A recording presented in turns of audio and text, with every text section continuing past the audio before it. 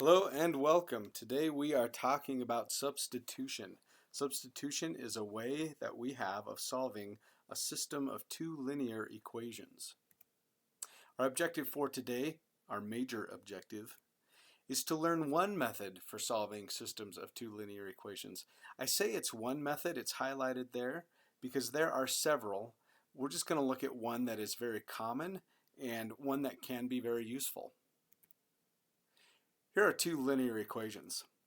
X plus 9y equals 11, 2x minus 3y equals 1. They're linear equations because each of them makes a line.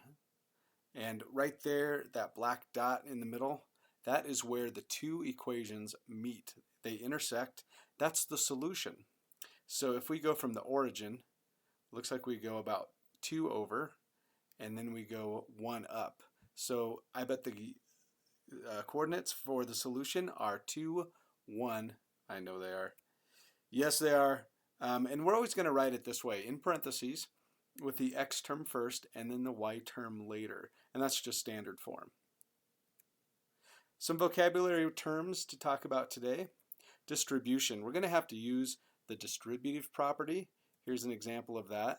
When we encounter 3 times the sum of b plus, let me start over, 3 times the sum of b and c, we have to distribute that 3 to both terms sometimes. And when we do that, we have 3b plus 3c. So we have to take the 3 to the b, take the 3 to the c. Another term we have to look at is linear equation. As I mentioned before, linear equation is an equation that makes a line when it is graphed. This equation can be graphed as a line. Let's look at these two equations. First equation, y equals 2x. Second equation, y equals x plus 5. The transitive law. If a equals b and b equals c, then a equals c. You've probably heard that one before. So let's apply that to these two equations. If y equals 2x and y also equals x plus 5, that means the 2x and the 5x must be combined. So we're going to do that in our new equation. We're going to use this 2x as a y, and we're going to use this x plus 5 as a y, and we're going to put them together like that. Why do we like this new equation? Well, over here we have a y and an x. Over here we have a y and an x. This new equation, we only have x's. We like to have one variable because we can solve an equation when we only have one variable like this. One variable, x terms.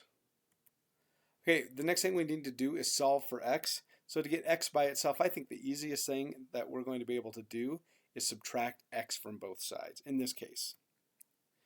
When we subtract x from both sides, these are like terms. So we're going to have an x over here. Those are going to cancel. We're going to be left with a 5. X equals 5. Now we can use x to solve for y. And we can do that by plugging the x into this equation or this equation. We can do it either way. We only have to do it once. Let's try the first one. Let's use this x. Remember, x equals 5. So we can take this x and we can just plug 5 right in. Y equals 2 times 5. Well, y is going to equal 10.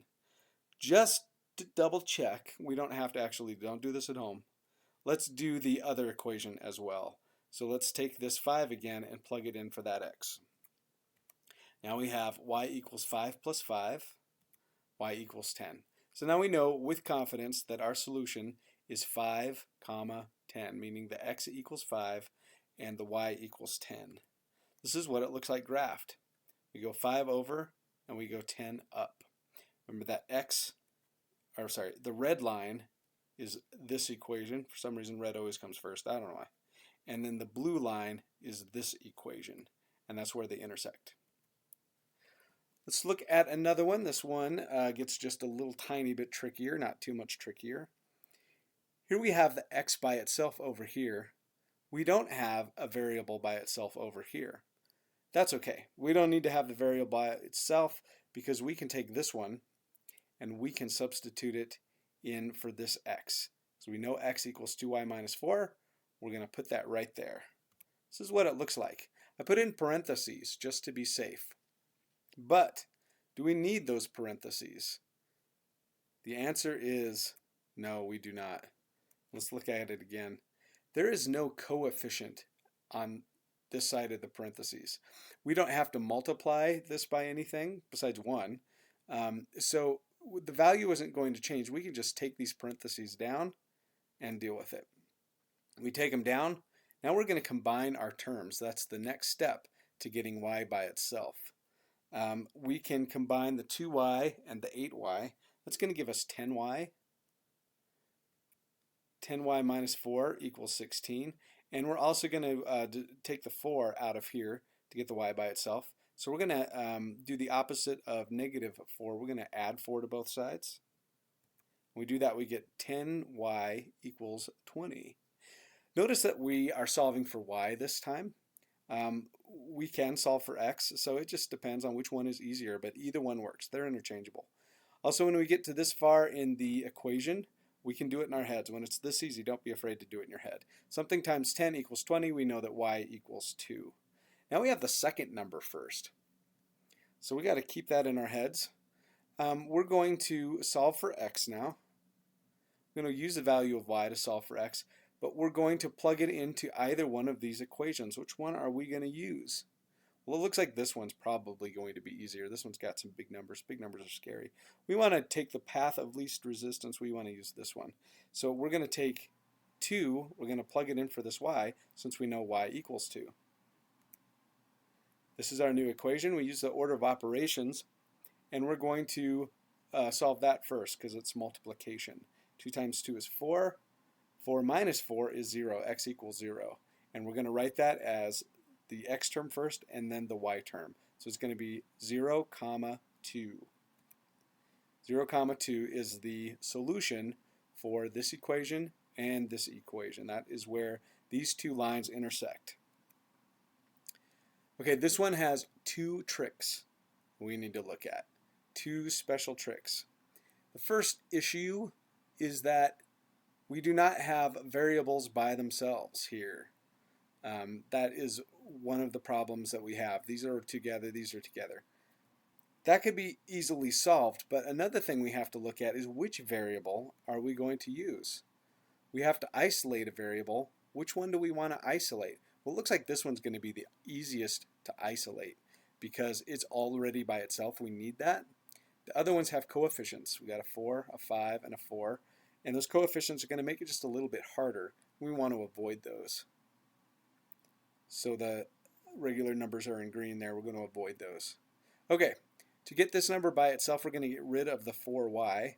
So we're going to get, or it's a negative 4y, so we're going to add a 4y over here. We have to add a 4y over there. These are not like terms, so I can't do anything.